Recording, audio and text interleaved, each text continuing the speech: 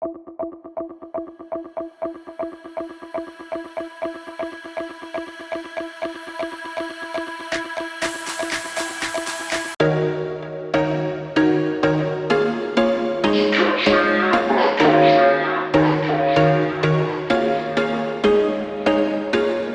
was once a day that I would pray for you. I'd go and misbehave just so you'd notice too. Sneaking looks up and down from across the room.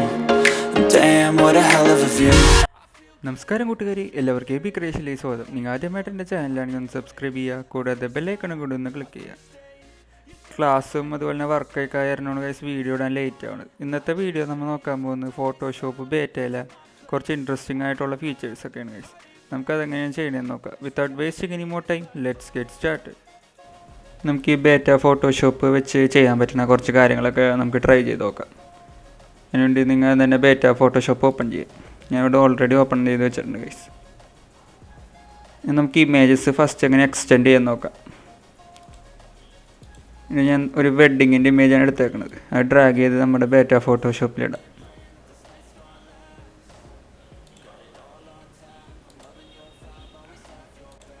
ഇനി നമുക്കൊന്ന് rasterise ചെയ്ത് കൊടുക്കാം. ഇനി നമുക്ക് ഈ ഇപ്പുറത്തെ ലെയറും നമുക്ക് ഫില്ല് ചെയ്യണം. നമുക്കിത് സെലക്ട് ചെയ്യാം. നമുക്ക് ജനറേറ്റീവ് ഫില്ല് എന്ന് പറഞ്ഞ ഓപ്ഷൻ സെലക്ട് ചെയ്യാം. വെറുതെ നമുക്ക് ജനറേറ്റ് കൊടുക്കാം. ഫോട്ടോഷോപ്പ് തന്നെ അത് അനലൈസ് ചെയ്ത് നമുക്കത് ജനറേറ്റ് ചെയ്ത് തരും ഗൈസ്.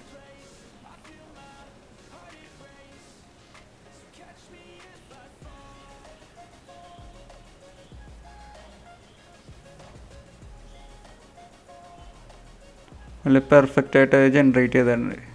ഇപ്പുറത്തെ സൈഡിൽ നമുക്ക് അതുപോലെ ജനറേറ്റ് ചെയ്യാം. ജനറേറ്റീവ് ഫില്ല് കൊടുക്കുക. ഇനി ജനറേറ്റ് കൊടുക്കുക.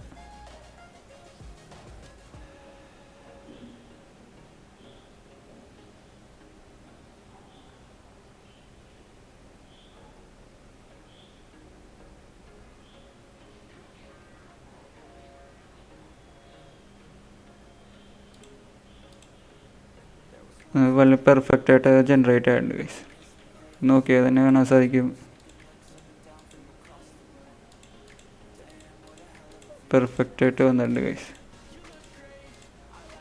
നമുക്ക് അടുത്ത എക്സാമ്പിൾ നോക്കാം.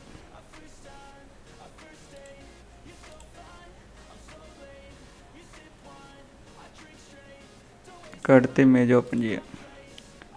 അടുത്തൊരു ഫുഡ് ഐറ്റത്തിൻ്റെ ഇമേജാണ് ഗൈസ്. നമുക്കത് ഡ്രാഗ് ചെയ്ത് ഇതിനകത്തോട്ടിടാം. നമുക്ക് ഈ ഫുഡ് ഐറ്റം നമുക്ക് എങ്ങനെ റീപ്ലേസ് ചെയ്യാൻ പറ്റുമെന്ന് നോക്കാം. ഇനി നമുക്ക് ഈ ടൂള് സെലക്ട് ചെയ്യാം, ലാസോ ടൂള്. ഞാൻ ഫുഡ് ഐറ്റത്തിന് കവർ ചെയ്യുന്ന രീതിയിൽ നമുക്കൊന്ന് വരച്ചു കൊടുക്കാം.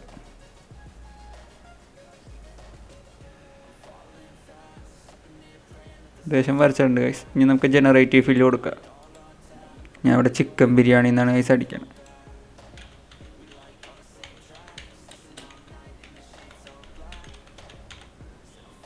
ജനറേറ്റ് കൊടുക്കാം.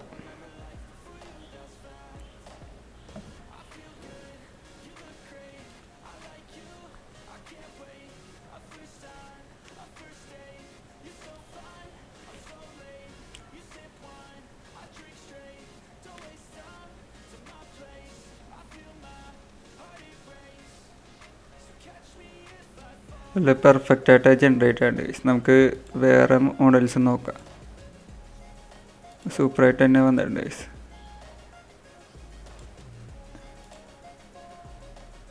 നമുക്ക് അടുത്ത എക്സാമ്പിൾ നോക്കാം. അടുത്തത് നമുക്ക് ഇത് നോക്കാം. നമുക്കൊരു ഔട്ട്ഫിറ്റ് ഫുള്ളായിട്ട് നമുക്ക് എങ്ങനെ ചേഞ്ച് ചെയ്യാൻ നോക്കാം. ഇനി നമ്മൾ ക്വിക്ക് സെലക്ഷൻ ടൂൾ എടുക്കാം. ഈ ഔട്ട്ഫിറ്റ് മാത്രമായിട്ട് നമുക്ക് സെലക്ട് ചെയ്യണം ഗൈസ്. അങ്ങനെ ചെയ്യുമ്പോൾ പെർഫെക്റ്റായിട്ട് ചെയ്യാം. ഞാൻ ട്യൂട്ടോറിയൽ ആയിരുന്നു അത്ര ഡീറ്റെയിൽ ആയിട്ട് ചെയ്യണില്ല.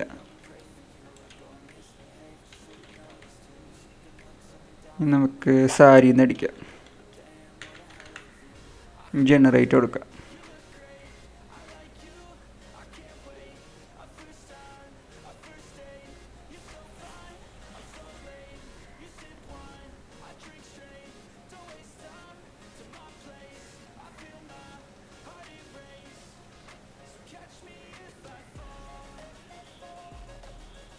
വളരെ പെർഫെക്റ്റായിട്ട് വന്നിട്ടുണ്ട് ഗൈസ്.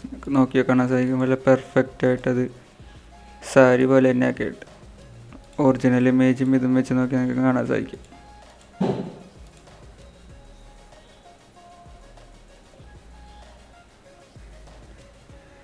നമുക്ക് അടുത്ത എക്സാമ്പിൾ നോക്കാം.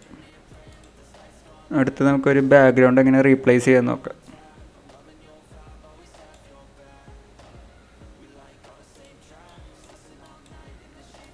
ഒന്ന് കറക്റ്റായി കൊടുക്കാം. നമുക്ക് അതിന് സെലക്ട് സബ്ജക്റ്റ് കൊടുക്കാം. ഫോട്ടോഷോപ്പ് തന്നെ അനലൈസ് ചെയ്തത് കട്ട് ചെയ്ത് തരും നമുക്ക്. ഇനി നമുക്കത് ഇൻവേർട്ട് ചെയ്യണം ആ സെലക്ഷൻ. നമ്മൾ ഇൻവേർട്ട് കൊടുത്തിട്ടുണ്ട്. ഈ ജനറേറ്റീവ് ഫില്ല് കൊടുത്തിട്ട് നമുക്ക് ജനറേറ്റ് കൊടുത്ത് നോക്കാം. ഫോട്ടോഷോപ്പ് തന്നെ നമുക്ക് കുറേ ബാക്ക്ഗ്രൗണ്ട്സ് നമുക്ക് കാണിച്ചു തരും.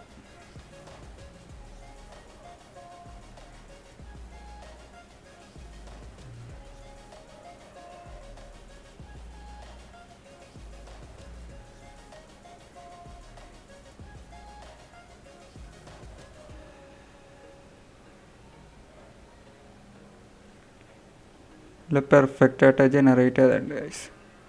നോക്കിയാൽ കാണാൻ സാധിക്കും, നല്ല പെർഫെക്റ്റായിട്ട് വന്നിട്ടുണ്ടല്ലേ. ഇനിയും വേണമെന്നെങ്കിൽ നമുക്ക് വീണ്ടും നമുക്ക് ജനറേറ്റ് ചെയ്യാൻ പറ്റും.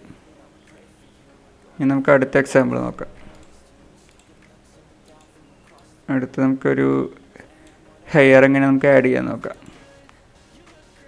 അതിന് വേണ്ടി നമുക്ക് ഈ പുള്ളിക്കാരൻ്റെ ആ ക്യാപ്പ് ഫുള്ള് നമുക്ക് സെലക്ട് ചെയ്യാം.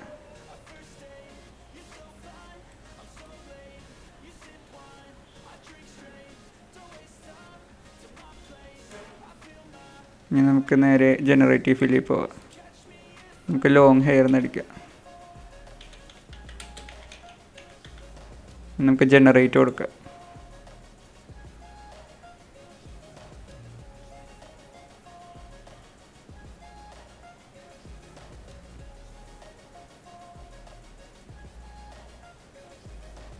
നമുക്ക് വേറെ എക്സാമ്പിൾസ് നോക്കാം.